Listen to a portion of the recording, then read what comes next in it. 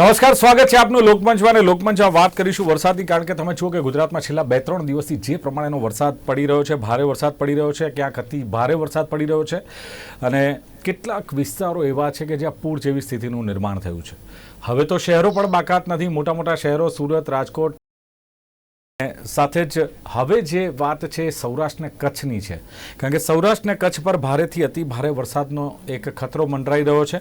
એવું કહે છે કે 3 સિસ્ટમ જે સક્રિય થઈ છે અને ખાસ તો બંગાળની ખાડીમાં સર્જાયેલી ને મધ્યપ્રદેશ ને રાજસ્થાનમાં આવીને ખૂબ મજબૂત સિસ્ટમ ગુજરાત પર સક્રિય થઈ છે. એને લઈને આગામી 72 કલાક પણ હજુ ગુજરાતમાં મેઘરાજા તાંડવ મચાવે તો નવાઈ નહીં. ભારે વરસાદને કારણે ક્યાંક નદીઓ પણ ઓવરફ્લો થઈ છે અને એને લઈને જે કાંઠા વિસ્તારના લોકો રહેતા હોય એમને સાવચેત રહેવાની વાત કરી છે.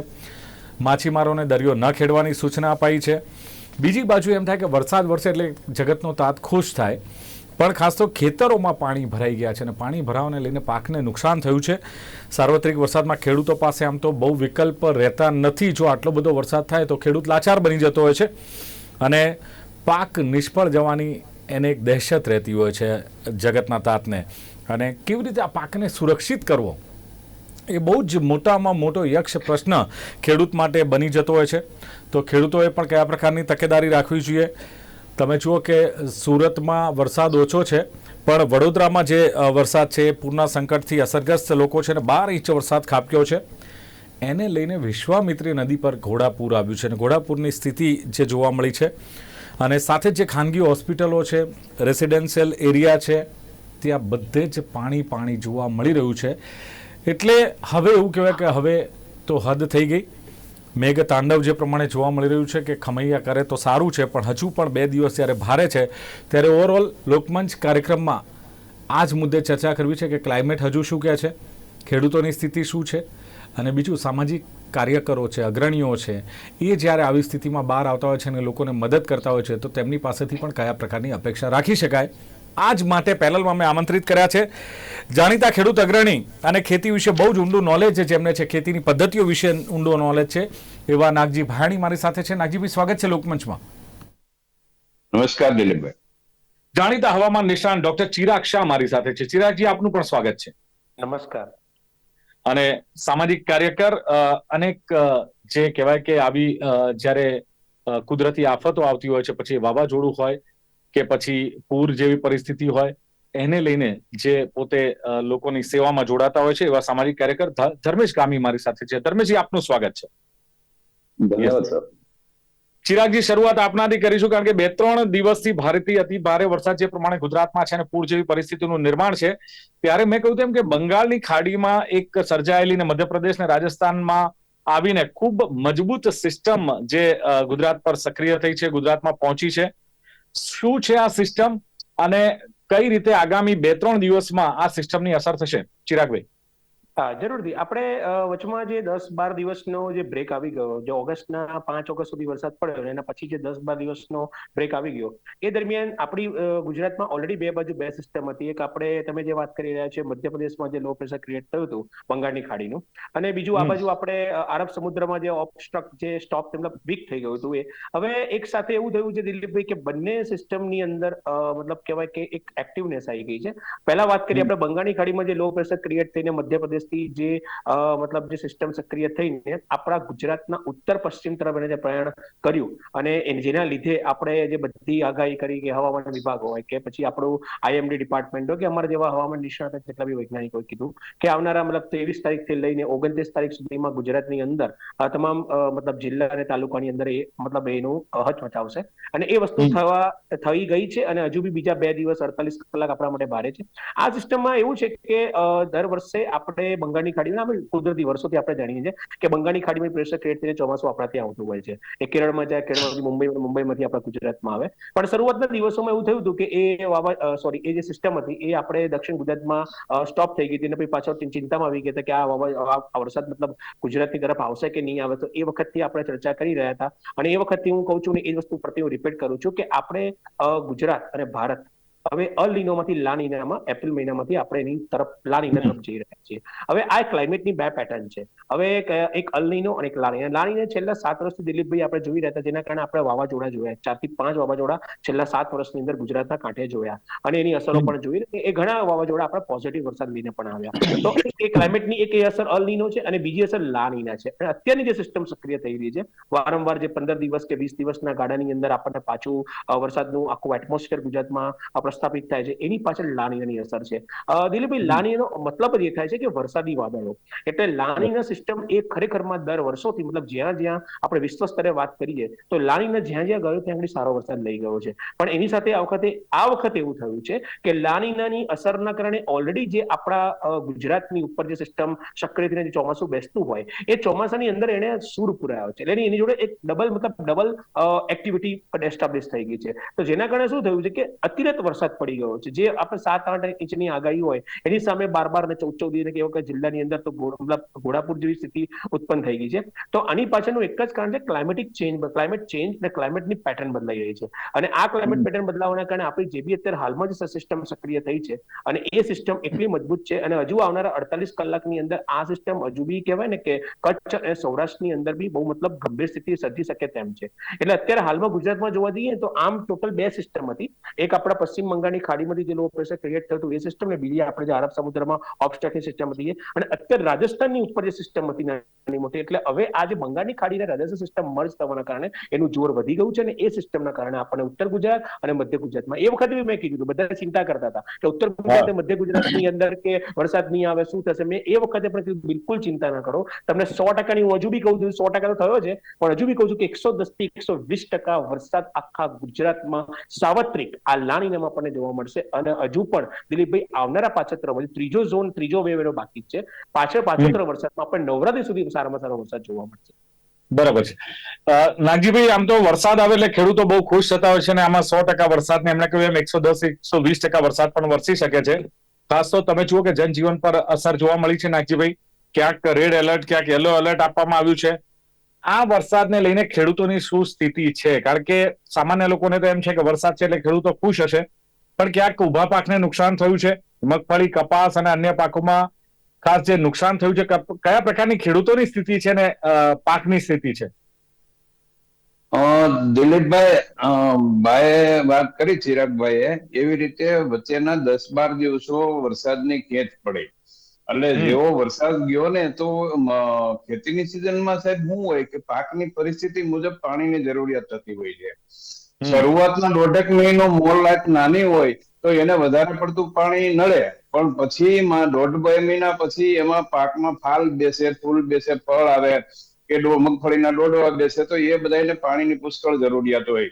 હવે આપણે સૌરાષ્ટ્રમાંથી બિલોંગ કરું છું, એટલે આમાં અમારા એરિયામાં તો મગફળી, કપાસ આ વર્ષે ઓછું છે, સોયાબીન અને બીજા પાકો છે. હવે એ બધા પાકોમાં ખેડૂતોએ પોતાના મોટરો ચાલુ કરી દીધી હતી. એટલે આ વરસાદ આવવાથી એક તો બહુ મોટો ફાયદો થયો છે કે ભાઈ મોટરો બંધ થઈ ગઈ છે અને કુદરતી સિંચાઈ વરસાદનું પાણી મળ્યું છે. એટલે અત્યારે હાલની સ્થિતિ એવી છે કે પાકને જે જરૂરિયાત હતી એ વરસાદથી સંતોષાઈ ગઈ છે. હવે બીજી વાત એ કરું કે જે લા નીનોની સાહેબે વાત કરી એ મુજબ જે ઇંચમાં પડવો જોઈએ એ વરસાદ ફૂટમાં પડે છે. એટલે એની સરવળ અત્યારે શું છે, જમીન તો પાકથી ઢકાઈ ગઈ હોય છે એટલે એમાં બહુ ધોવાણ કે એવું ના થાય, પણ માની લો કે આપણો ભેડ વિસ્તાર છે તો એ બધા વધારાનું પાણી ત્યાં જમા થતું હોય એટલે એ લોકોને તો મુશ્કેલી થવાની જ. અને બીજી સિટીમાં તો તમે જે ટીવી ચેનલો ઉપર બધું પાણી દેખાય છે એ તો મને એવું લાગે છે કે માનવ સર્જિત છે બધું. કારણ કે જ્યાં જમીનની કિંમતો વધતા, દબાણો વધતા પાણીના નિકાલના પ્રશ્નો ઉભા થયા છે. અને ખરેખર તો તમે બહારના કન્ટ્રી 1-2 મેં જોયા, સિંગાપોર ને તો ત્યાં વરસાદ ગમેલા પડે તો જલ્દી પાણી પાસ થઈ જતું હોય છે, એવી બધી વ્યવસ્થા હોય છે. હવે એ તો આપણી થોડી ખામીઓ પણ કહેવાય.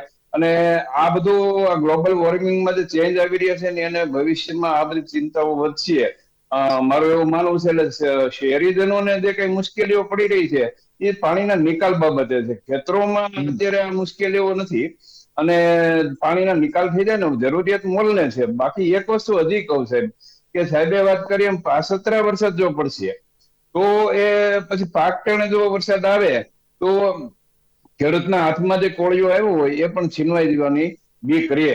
એટલે ભગવાનને પ્રાર્થના કરીએ આમ સમયે બધું માફક સરનું થાય તો સારું રહે. બાકી અતિની કોઈ ગતિ ન હોય. અતિ હોય તો ગમે તે વસ્તુ હોય, અતિ હોય તો નુકસાની કરવાની જ છે. નાગજીભાઈ, ખેતરમાં હા, જે પાણી ભરાઈ જતા હોય છે અને એને હમ. લઈને પાણી જો લાંબો સમય સુધી ખેતરમાં રહે તો પાકના મૂળમાં સડો લાગે, પાકમાં સડો લાગે છે, ઉભો પાક બગડે છે, નુકસાન થાય, એવી પરિસ્થિતિનું નિર્માણ થયું છે ગુજરાતમાં.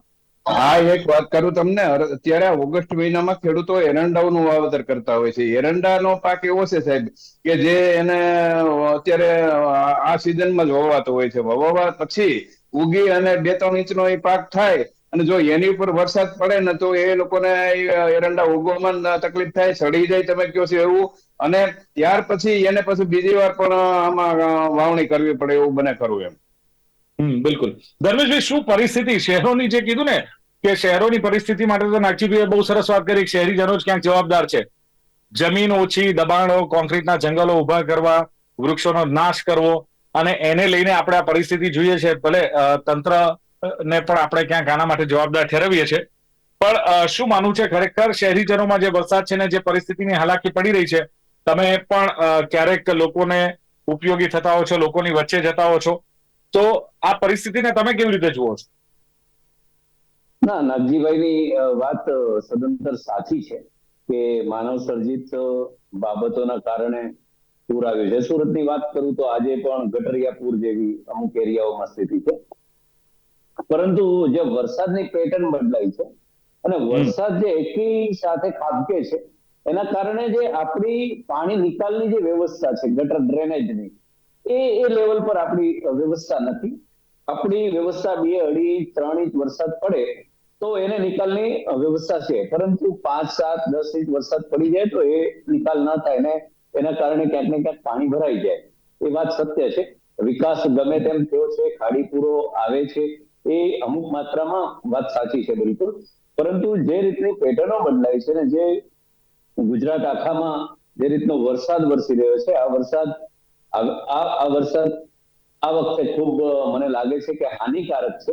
આમ તો વરસાદ આવતા ખેડૂતો અને લોકો, પશુઓ બધા જ ખુશ હોય, પરંતુ જે રીતની વરસાદ વરસી રહ્યો છે ને છેલ્લા 40 દિવસ થઈ ગયા, અને હું દક્ષિણ ગુજરાતની વાત કરું તો નવસારી, વલસાડમાં, આ સાપુતારા, ડાંગ, એ બાદ તો બીજી વાર પૂર આવ્યું એવી પરિસ્થિતિ હતી. બીજી વાર નદી નાળાઓ ફૂલ છલકાઈને ફૂલ ભયજનક સ્થિતિ સુધી પહોંચી ગયા. એટલે જે વાવણી કરેલા વસ્તુઓ હોય એ પણ હું માનું છું ત્યાં સુધી સુકાઈ જતા, બળી જતા હોય છે. એટલે લીલો દુષ્કાળ પડવાની ગુજરાતની અંદર શક્યતાઓ ઘણી મને દેખાઈ રહી છે. જેમ હવામાન શાસ્ત્રીએ આપણે કીધું કે નવરાત્રી સુધી સતત વરસાદ વરસશે, તો હું માનું છું કે જયારે પણ પાકને ફાલ આવવાનું હશે ત્યારે એ ફાલ ચોક્કસ એમાં નહીં આવે અને એ જે કંઈ ઉગેલું હોય એ કદાચ મને એવું લાગે છે કે એ સુકાઈ જશે નીલો દુષ્કાળના કારણે. એમાં ફળ આવે નહીં તો ખેડૂતોને કોઈ ફાયદો નહીં, પરંતુ ઓલ ઓવર પશુઓ માટે ખૂબ સારું રહેશે કે ઘાસચારાની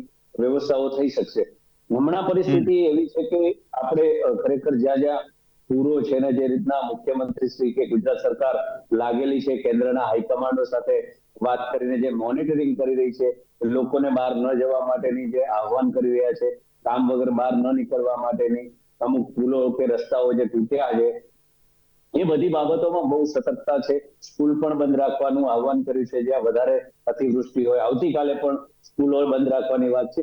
પરંતુ જે સામાજિક સંસ્થાઓ છે એ સંસ્થાઓએ આગળ આવવું જોઈએ. જ્યાં જ્યાં ખૂબ હોનારત કે નુકસાન જેવું થયું છે એ ત્યાંના કલેક્ટરોને સાથે મળી અને આપણે સરકાર સિવાય આપણે શું લોકોને મદદ કરી શકીએ એ બાબતનું ધ્યાન તમામ સંસ્થાઓએ રાખવાની જરૂર છે. સુરતની અંદર હમણાં મીઠી ખાડીને એ બધા જગ્યા પર 2-3 દિવસ સુધી પાણી ભરેલું હતું પર્વત પાટિયા ત્યાં. તો સુરતની જે પણ એનજીઓ હતી એટલે કઈ ને કઈ દૂધ છે કે બીજી જે વસ્તુઓ છે જરૂરિયાતની, નાની મોટી અનાજની બાબતો કે જીવન જરૂરિયાતની, મીણબત્તી, અગરબત્તી, દીવા બળે એના માટેની કે લાઈટ કમસે કમ રહે, તો એવી વ્યવસ્થા આપણે બધા કરી શકીએ જ્યાં 2-3-5 દિવસ સુધી. બિલકુલ. અને ધર્મેશભાઈ, ઘણી બધી એનજીઓ તરફથી પણ આવી વસ્તુઓ ફ્રી ઓફ ચાર્જ આપવામાં આવે છે અને લોકો આપતા પણ હોય છે. બિલકુલ. હું આપને એ જ વાત કરું છું કે ગુજરાતની અંદર ઘણી બધી સંસ્થાઓ છે અને જ્યારે પણ ત્રાસદી આવી છે, તકલીફ આવી છે, ભૂકંપ આવ્યા છે કે સૌરાષ્ટ્રના પૂરની વાત કરો તમામ એનજીઓ ખૂબ આગળ આવી અને તમામ લોકોએ સહયોગ કર્યો છે અને પાછું આપણે પેટું કર્યું છે. એમ આ વખતે પણ આપણે પશુધન માટે ઘાસચારાની બાબતો હોય કે જે નીચાણવાળા વિસ્તારોમાં અટવાઈ ગયા હોય, તંત્રનું કામ કરે છે, સરકાર પોતાનું કામ કરે છે, પરંતુ વ્યક્તિઓએ જે એનજીઓ સંસ્થાઓ છે, ઉદ્યોગપતિઓએ પણ ક્યાંક ને ક્યાંક સરકાર સાથે મળી આગળ આવી અને સહયોગ ચોક્કસ આપણે કરવો જોઈએ. ડોક્ટર ચિરાગ શાહ, હજુ પણ ડીપ ડિપ્રેશન 1-2 દિવસ રહી શકે છે એવી જ્યારે ચર્ચા છે ને આગામી 24 કલાક સુધી તો નબળી પડે એવું લાગતું નથી. આ ડીપ ડિપ્રેશન કોઈ શક્યતાઓ નથી. શું લાગે છે આ ડીપ ડિપ્રેશનને લઈને હજુ પણ આવનારા દિવસોમાં સતર્ક રહેવું પડશે? કયા પ્રકારનું વાતાવરણ હજુ પણ રહેશે? અને વરસાદ હજુ વધારે પડશે કે મધ્યમ પડશે કે ક્યાંક વિરામ લે એવું લાગી રહ્યું છે ચિરાગભાઈ? ના, આ ડીપ ડિપ્રેશન દિલીપભાઈ હજુ 48 કલાક સુધી સ્લો પડે એવું નથી. કારણ કે આજે એને શરૂઆત કરી છે ને, જે આપણા પૂર્વ ગુજરાત, દાહોદ ને પંચમહાલ જિલ્લાથી શરૂઆત કરી છે, પછી ઉત્તર ગુજરાત થી લઈને હવે કચ્છ અને સૌરાષ્ટ્ર પ્રયાણ કરી રહ્યો છે. એટલે આ ડીપ ડિપ્રેશન જેટલું જેમ આગળ વધશે ને એમ ઇન્ટેન્સિટી વધશે. નું રીઝન તમને કહું, કચ્છ એક ડ્રાય એરિયા છે, ત્યાં બી મોઇસ્ચરનું કન્ટેન્ટ વધારે હોય, અને ઇવન તો આપણી પાસે જે આપણો સૌરાષ્ટ્રનો કાંઠો છે, આખો દરિયા કાંઠો છે, ત્યાં પણ મોઇસ્ચરનું કન્ટેન્ટ વધારે હોય. ત્યાં ભલે ને 2 દિવસે વરસાદ પડી જાય, પાછું ત્રીજા દિવસે મોઇસ્ચર તો ધીમે ધીમે જનરેટ થઈ જવાનું છે. એટલે આ મોઇસ્ચર એટલે એવું કહેવાય છે કે એક ક્લાઇમેટની ભાષામાં ભેજને ખેંચે, એટલે એની ઇન્ટેન્સિટી હાઈ થવાની છે. એટલે હજુ 48 કલાકમાં જ્યાં સુધી એનું જે પ્રોપર એના જે વાદળના અંદર જે વોટર કેપેબિલિટી જે છે એ જ્યાં સુધી લોસ આઉટ નહીં થાય, મતલબ જે ડાઉન નહીં થાય, ત્યાં સુધીમાં એ લગભગ ડિપ્રેશન એ સ્લો મોડમાં નહીં જાય. અને હજુ હું તમને કહું છું કે 48 કલાક તો હું કહું છું, બાકી હજુ જો આપણે મોડલ વાઇઝ જતા હોઈએ ને, આઈએમડી ના મોડલ વાઇઝ, એ લોકો છે કે 29-30 તારીખ સુધીનું કીધું છે કે તમારા ગુજરાતની અંદર 30 તારીખ સુધીમાં તમને આ ડિપ્રેશનની અસરો જોવા મળશે. બીજી એક વાત તમને કહું, હવે કચ્છ ને સૌરાષ્ટ્રની અંદર જે ડિપ્રેશન મતલબ મૂવ ઓન થશે, એટલે કે 28-29 સુધીમાં ત્યાં આગળ થશે, તો ત્યાં આગળ પણ સેમ જે વડોદરા અને રાજકોટમાં જે થયું છે એ પુનરાવર્તન ત્યાં થશે જ. અને અચ્છા, એટલે આ ડીપ ડિપ્રેશન કચ્છ અને સૌરાષ્ટ્ર થઈને જે પાકિસ્તાનના અરબી સમુદ્ર નજીક પહોંચવાનું છે, એની અસર કચ્છ અને સૌરાષ્ટ્રમાં જોવા મળશે. 100% જોવા મળશે. ને એમાં ત્યાં આપણને આવી રીતના જ ભારેથી અતિ ભારે વરસાદ, અને એવું બને કોઈ જિલ્લામાં આપણે 10 થી 12 ઇંચ ઉપર વરસાદ પણ જોવા જરૂરથી મળશે આ ડિપ્રેશનની અંદર. કારણ કે આ એટલું સ્ટ્રોંગ છે, અને આ કારણ કે એનું જે પહેલાથી જેનું એની જે ઇમ્પેક્ટ બની છે લગભગ એને 10 દિવસનો ટાઈમ તો રહે જ. પણ ચિરાગભાઈ, એક વસ્તુ એ પણ છે કે શું લાગે છે કે ખાસ તો જે આ ડીપ ડિપ્રેશન છે એને લઈને જે પરિસ્થિતિનું નિર્માણ થવાનું છે એ કહેવાય છે ને કે કુદરતના હાથમાં છે, આપણા હાથમાં તો છે નહીં. પણ વાદળ ફાટવાની ક્યાંક ઘટના બની શકે છે, આવી પણ સોશિયલ મીડિયામાં જે ચર્ચાઓ ચાલતી હોય છે. શું ખરેખર આવી પરિસ્થિતિમાં આવી કોઈ ઘટના બને, અને બને તો કયા વિસ્તારમાં એની અસર થાય એવું લાગે છે? ખરેખર તો છે ને કે આ વર્ડ જે છે ને વાદળ ફાટવું, એ એકચ્યુઅલીમાં છે ને એક આપણે આમ મતલબ સાંભળીને આપણે ગભરાઈ જઈએ, પણ એક ગુજરાતી ભાષા બરોબર છે કે વાદળ ફાટ્યું, પણ એકચ્યુઅલી વાદળ ફાટ્યું એ સ્થિતિ ના કહેવાય. અને શું કહેવાય છે કે જે ક્લાઉડ જે હોય, પાણીનું જે ક્લાઉડ હોય, જ્યારે એટલે આપણે જેમ પોઝિટિવ નેગેટિવ એટ્રેક્ટ થાય, ક્લાઉડની અંદર બી પોઝિટિવ નેગેટિવ નોડ્સ હોય. એટલે એ જ્યારે બે વાદળ જ્યારે મર્જ થાય ને, ત્યારે એની જે સ્થિતિ ઇન્ટેન્સિટી હોય, તો ત્યાં આગળ એ જે પ્રોપર જે અમુકના એરિયા હોય, 40-50 કિલોમીટરના એરિયાની અંદર એની પાણીની અને વરસાદ પડવાની ઇન્ટેન્સિટી છે ને દિલભી વધી જાય. એ જે લગભગ એ છે ને 12 ઇંચ કે 13 ઇંચ જેવો, મતલબ આખા દિવસની અંદર એક સાથે એ સંપૂર્ણ ત્યાં આગળ પ્રસ્થાપિત થઈ જાય. એટલે આપણે વાદળ ફાટવાની એક ભાષા આપણે એક વર્ડ યુઝ કરીએ છીએ, પણ એકચ્યુઅલી વાદળ ફાટ્યું ના કહેવાય, એક કુદરતી એક ઘટના છે. બીજી વસ્તુ, તમે આવું થવું રીઝન એક જ છે, મેં તમને કીધું કે એ વિસ્તારની અંદર પોતાનું દરેક વિસ્તારનું પોતાનું મોઇસ્ચર કન્ટેન્ટ, પોતાનું ભેજ હોય. તમે અત્યારે જો આપણા અમદાવાદમાં તો વરસાદ પડે તો પણ હજુ ભેજ છે, હજુ આપણને પ્રોપર આમ એવી આમ જે એકદમ ઠંડક બહાર જેવી છે, પણ તમે રૂમમાં તમે જાઓ ક્યાંક ને ક્યાંક તમને મોઇસ્ચર કન્ટેન્ટ તમને મળશે. જ્યાં સુધી આ મોઇસ્ચર નલ ના થાય, જ્યાં સુધી મોઇસ્ચર કન્ટેન્ટ એકદમ મતલબ કંટ્રોલમાં ના આવે, ત્યાં સુધી વરસાદની ઇન્ટેન્સિટી રહે. એટલે વાદળની સ્થિતિમાં બી એવું છે કે જ્યાં સુધી આપણે લો પ્રેશર ડાઉન થવાનું છે, જ્યારે એને સમુદ્ર મળશે, જ્યારે એને મતલબ એ જે જવાનું છે, ત્યારે ઇન્ટેન્સિટી એની અલગ જ વેમાં કન્વર્ટ થઈ જવાની છે. ત્યારે આપણા ગુજરાતના રાજ્યમાં કે ગુજરાતના વિસ્તારોની અસર ઓછી થઈ જવાની છે. પણ જ્યાં સુધી આપણે ગુજરાતની ઉપર રહેશે, ત્યારે એમાં બી કચ્છ અને સૌરાષ્ટ્રના એરિયામાં જશે, તો આવનારા 48 કલાક કે 72 કલાકની અંદર ભારેથી અતિ ભારે વરસાદ પડવાની હાલની સ્થિતિ. એટલે પાછું શું જયારે પોઝિટિવ છે, એને મધ્યપ્રદેશમાં બી એટલો વરસાદ કર્યો છે, પૂર્વ ગુજરાતમાં બી એટલો કર્યો છે, ઉત્તર, દક્ષિણ, મધ્ય, અને અત્યારે આપણા ગુજરાતમાં સૌથી બધે સારો વરસાદ કર્યો છે. એટલે એની સંભાવના બેઝ ઉપર અમે બધા કહી રહ્યા છીએ કે આ કચ્છમાં અને સૌરાષ્ટ્રની અંદર પણ આટલી રીતની તબાહી મચાઈ શકે તેમ છે. બિલકુલ નાગજીભાઈ, કચ્છ અને સૌરાષ્ટ્ર હવે કદાચ ઝપટમાં આવે, પણ ખાસ તો વરસાદ અને જો પવન સાથે વરસાદ આવતો હોય નાગજીભાઈ, તો શેરડી ને ડાંગરનો પાક જે ઉભો હોય એ ક્યાંક પડી જાય છે, એના મૂળિયા ખોવાઈ જતા હોય છે, અને ગુણવત્તા અને ઉત્પાદકતામાં ઘટાડો થતો હોય છે. શું આ વરસાદ ખાસ તો જે શેરડી પકવતા હોય, ડાંગર પકવતા હોય, એમને કેટલો નુકસાન કરે છે? બીજું, ઉભા પાક ને નુકસાન ન થાય એના માટે ક્યાંક જે જીવાત હોય કે ફૂગ માટે જે કેમિકલ કે જંતુનાશક દવાઓ છાંટવાની હોય છે, શું આ એ સમય છે કે એ સમય વરસાદ પછીનો હોય છે, વરસાદના વિરામ બાદનો હોય છે? દિલીપભાઈ, મેં ખેતી ઘણા વર્ષો સુધી હાથે કરી છે અને મારો જાત અનુભવ છે કે જ્યારે આપણે શરૂઆતમાં જે વરસાદ આવે છે ને, સાહેબ વાત કેમ અરબી સમુદ્ર બાજુનો વરસાદ હોય તો એ પાણી જુલાઈ એન્ડ સુધી છે ને, પાણીમાં પગ બોળો ને તો પાણી છે જ ગરમ હોય. જ્યારે તમે બંગાળની ખાડીનો વરસાદ આવે ને તો ધીમે ધીમે એ પાણી ઠંડુ પડતું જાય, સાથે એવા ઠંડા પવનો હોય અને મોલાઈટને એટલી બધી નુકસાન કરે કે આપણને એમ થાય કે 15 દિવસ પછી જે પાક પાકવાનો છે ને એ અઠવાડિયા પછી લાલ ગુમ થઈ ગયો હોય છે. એટલે એના ઘણી બધી આડઅસરો પણ આ પવનને આ વરસાદની થાય છે. સાહેબને મેં જે વાત કરી એની ચિંતા એ જ છે કે ભાઈ પાછલા વરસાદો જો પડે, હવે અત્યારે પરિસ્થિતિ થઈ છે કે મોટા ભાગની મગફળીનું વાવેતર 39 નંબરનું થયું છે અને એ બધી મગફળી પાક ઉપર આવી ગઈ છે. હવે જેવો આ વરસાદ રહી જશે ને એવો ખેડૂતો એનું કામ ચાલુ કરશે. પણ જો પાછું સાહેબ કેમ બીજો રાઉન્ડ આવી જાય અને ઉપાડ્યા પછી કઈ થાય તો એ બધું ખેડૂતોને નુકસાન થાય. પણ ખેડૂતનું સાહેબ એવું છે કે માલધારી અને ખેડૂત એ એમ છે કે મેવલા વરેહા ભલા. ગમે એવડું નુકસાન થાય ને તો એવું હોય કે ભાઈ અત્યારે નહીં ભગવાન હાથમાં આવવા દે તો શિયાળા કામ છે, ઉનાળા કામ છે, પણ પાણી છે તો ભૂગાય. એટલે એવી રીતે બધી ખેડૂતોની માન્યતા હોય છે. બાકી તો જે વિજ્ઞાન છે અને જે આગાહી થઈ રહી છે એ અટણે મોટી વાત છે. પહેલાના સમયમાં તો ખબર જ ના પડતી કે આગલા એટલા દિવસોમાં શું થવાનું છે. અત્યારે દરેક પાસે મોબાઈલ છે, દરેક પાસે આગાહીઓ આવી જાય છે, માણસ આગા પાછા થઈ જાય છે, જાનહાનિમાંથી પશુના જીવો બચાવી શકીએ છીએ અને આપણી પોતાની જરૂરિયાતો સંગ્રહ કરીને બહાર ન નીકળે. આ બધી સાવચેતીઓ વિજ્ઞાનને આભારી છે. આ ભણતર છે બધા એનું કામ આવે છે. નહીતર તો સાહેબ ખબર ના પડે કાલે ક્યાં જવાનું, ખેતરમાં પડ્યા હોય અને 8-10 ઇંચ પડી જાય, શું કરો તમે? એટલે આ બધી સાવચેત વિજ્ઞાનના આધારે આપણે ઘણા બધા સુખી છીએ એવું મારું માનવું છે. અને ખેતીમાં તો જે ભેજ વધે, રોગ આવે એટલે એની દવાઓ છાંટો. દવા છાંટવાનો સમય તો વરાપ થાય તૈયાર મળે છે. હવે મૂળ કોહર હોય તો ફૂગનાશક દવાઓ છાંટવી જોઈએ જ્યાં જ્યાં લાગશે ત્યાં. પણ વરાપ થશે એટલે ખેડૂતો હવે પાણીનું કામ બંધ કરીને આ કામ હાથમાં લે. એટલે એને તો ખેતીના નિત્યક્રમના જે કામ હોય છે એ રેગ્યુલર થતા રહેતા હોય છે. બિલકુલ. ધર્મેશભાઈ, શું માનવું છે? ઘણા બધા નીચાણવાળા વિસ્તારોમાં જયારે પાણી ભરાઈ જતા હોય છે, લોકો રસોઈ પણ નથી કરી શકતા અને ખાસ રેસ્ક્યુ કરીને જયારે એમને કોઈ જગ્યાએ આશરો આપવામાં આવે છે ત્યારે એક માનવ ધર્મ કહીએ આપણે કે ઘણી બધી સંસ્થાઓ હોય, એનજીઓ હોય, એમણે આગળ આવવું જોઈએ, મદદ કરવી જોઈએ. શું માનવું છે કે એને લઈને કેટલા સક્રિય થવું જોઈએ અને ખાસ કઈ બાબતોની સેવા લોકોને પૂરી પાડવી જોઈએ? ધર્મેશભાઈ. જી દિલીપભાઈ, આપની વાત સાચી છે, પણ એક વસ્તુ હું ચોક્કસ કહીશ કે હવામાન વિભાગ ગુજરાતનું ખૂબ આ વખતે સક્રિય રહ્યું છે અને અગાઉથી જ લોકોને ચેતવ્યા છે, જેના કારણે ક્યાંક ને ક્યાંક જે હાનિ થવાની હોય એની સંભાવનાઓ ખૂબ ઘટી ગઈ છે.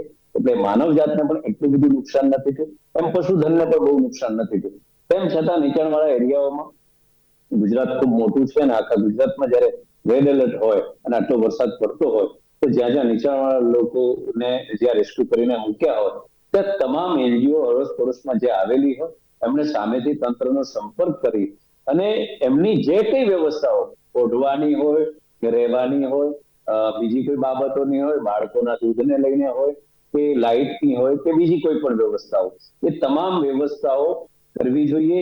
એ માનવતાનું કાર્ય આ તમામ એનજીઓએ આ સમયે કરવું જોઈએ. ગુજરાતના લોકોને શીખવવાની જરૂર નથી. જ્યારે પણ આફતો આવી છે ત્યારે ગુજરાતમાં તમામ એનજીઓ હોય કે મોટા મોટા અગ્રણીઓ હોય કે સામાજિક સંગઠનો હોય, એ લોકો ખૂબ આગળ આવ્યા છે અને મદદરૂપ થયા છે. એ જ રીતે આ વખતે પણ તમામ સંસ્થાઓ આગળ આવે. જ્યાં જ્યાં એરિયામાં જે તમારા તાલુકા પ્લેસની અંદર જ્યાં પણ આવી તકલીફ આવી હોય, થોડી ઘણી ખરાબી થઈ હોય પાણીના કારણે, તો પશુઓ માટે ચારાની વ્યવસ્થાઓ કરવી, પશુઓને એવા ઠેકાણે લઈ જવા, પશુ હશે તો પાછા આપણે ઉભા થઈશું. એમ જ્યાં પણ માણસો છે એ જ્યાં રહેતા હશે, વસવાટ કરે છે, 2-4 દી 5 દી માટે રહેવાના હોય, ત્યાં આપણે બધી પૂરી વ્યવસ્થાઓ કરવી એ આપણી એક ફરજ છે. સરકારનું કામ કરે છે, તંત્રને આપણે માત્ર આ વખતે બધું જ તંત્ર પર ના છોડીએ, પરંતુ તંત્રએ પણ આ બધું સમૂહ સૂત્રું થાય પછી બિલકુલ, એટલે માત્ર તંત્રના સહારે ન રહેવાય, આપણે પણ આપણી ફરજ ક્યાંક ધર્મેશભાઈ કહે છે એમ બજાવવી જોઈએ. તંત્રનો જ વાંક છે અથવા સરકાર જ બધું કરે એવું ન હોય. પણ ડોક્ટર ચિરાગ શાહે કહ્યું તે પ્રમાણે કે 10-12 દિવસનો બ્રેક ચોક્કસ લીધો હતો વરસાદે, પણ હવે જે સિસ્ટમમાં એક્ટિવનેસ આવી છે અને આગાહી પ્રમાણે એમણે કહ્યું કે 23 થી 29 ઓગસ્ટ સુધી જે આગાહી કરવામાં આવી હતી એ જ પ્રમાણે ક્યાંક વરસાદ જોવા મળી રહ્યો છે. એમણે કહ્યું કે લા નીનોની આ અસર છે ને, લા નીનો હોય એટલે વરસાદી વાદળો હોય, પરંતુ આ વખતે એમનું કેવું છે કે થોડો અતિરેક ચોક્કસ જોવા મળ્યો છે અને ક્લાઇમેટની જે પેટર્ન છે એ બદલાઈ છે, એને લઈને આ અસર છે. અને હજુ પણ એમનું માનવું છે કે આ સિસ્ટમ જ્યારે સૌરાષ્ટ્ર ને કચ્છ પરથી પસાર થશે ત્યારે સૌરાષ્ટ્ર ને કચ્છને અસર કરશે. નાગજીભાઈએ કહ્યું કે સૌરાષ્ટ્રમાં મગફળી, સોયાબીન ના જે પાકો હોય છે અને આમ તો મોટરો ચાલુ કરતા હોય છે, બોર ચાલુ કરતા હોય છે, પણ એમનું કહ્યું કે કુદરતી પાણી જો મળી જાય તો એ પાક માટે બહુ જ જરૂરિયાતનું હોય છે અને કુદરતી પાણી મળતું હોય તો પાકની જે જરૂરિયાત છે પાણીની એ સંતોષાય છે. બીજી વાત એમણે જે કરી કે સિટીમાં જે દબાણ થયું છે, તો સિટીમાં દબાણ થયું એમાં સિટીના લોકો જવાબદાર છે, કારણ કે બહુ જ નાની જગ્યામાં પણ બધું દબાણ કરી દેવું, રસ્તાઓ સાંકડા કરી દેવા, અને એને લઈને ક્યાંક સિટીમાં જે આ પાણી ભરાય છે એમનું કહેવું કે એના માટે જવાબદાર છે. ખાસ બીજી વાત એમણે કરી કે પાછોતરો વરસાદ જો હવે પછી વરસાદ આવે તો ચોક્કસ નુકસાનકારક સાબિત થાય અને એમાં ખાસ કરીને મગફળીના જે પાક છે એને નુકસાન થાય. અને ધર્મેશભાઈએ કહ્યું એમ કે વરસાદની પેટર્ન બદલાઈ છે, ડ્રેનેજ વ્યવસ્થા જે હોવી જોઈએ પ્રોપર નથી. 5-7 ઇંચ વરસાદ પડે તો પણ એનો નિકાલ થવાની કોઈ વ્યવસ્થા શહેરોમાં નથી અને લીલો દુષ્કાળ પડવાની કદાચ શક્યતા છે. સરકાર સાથે આપણે પણ જેટલી મદદ થાય એટલી કરવી જોઈએ, તંત્રની સાથે રહેવું જોઈએ. પશુધન માટે ચોક્કસ એક વાત એમણે કરી, ઘાસચારાની વ્યવસ્થા થઈ છે, પણ હવામાન વિભાગ જે પ્રમાણે સક્રિય છે, લોકોને ચેતવ્યા છે, એકંદરે નુકસાન ઓછું છે. ચર્ચાનું સમાપન કરીએ છીએ. નાગજી ભાયાણી, ડોક્ટર ચિરાગ શાહ, ધર્મેશ ગામી ત્રણ ઉપસ્થિત રહ્યા. ખૂબ ખૂબ આભાર. Thank you. તો દર્શક મિત્રો, લોકમંચ કાર્યક્રમમાં હતી આજની ચર્ચા મેઘ તાંડવ. હવે તો હદ થઈ ગઈ. ફરી મળીશું એક નવી ચર્ચા સાથે. આપ જોતા રહો ગુજરાત ન્યૂઝ. નમસ્કાર.